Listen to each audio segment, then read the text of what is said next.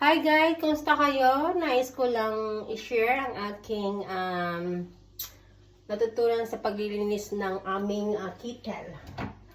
Ito diba guys, lahat ng pag-initan ng tubig is maitim yung sa loob niya. Ito, bago kasi ito, pero hindi mo halata yung dumi niya, diba? Pero sa totoo lang, pag yan sinilip mo, sobrang maano yan, parang kalawang sa loob. Pero para maiwasan magasgas o masira, huwag tayo gumamit ng sponge. Kung hindi, gumamit tayo ng lemon. Ito lang. I-slice mo lang lemon. Wait a minute wala akong Slice mo lang siya. Nasaan yung mga kutsilyo namin nawawala. Oops. I-slice nyo lang to guys. Slice yun ng, bahala kayong ilang piraso, pero para sa akin kasi, yung isang buo, yung one piece, isang buo, apat yung niya.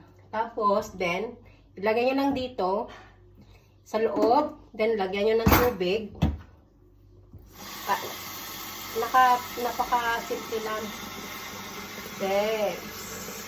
Tips po, para sa inyo, para hindi na kayo mag-alala sa mga kasi kailangan natin linisan, hindi porket araw-araw nyo ito ginagamit. Hindi porket ginamit nyo ito, hindi na lininisan, dapat linisan nyo kasi ito araw-araw nyo ito ginagamit. Marami din siyang palawang sa loob, huwag nyo ilapon. Kasi yung mga iba hindi nila alam.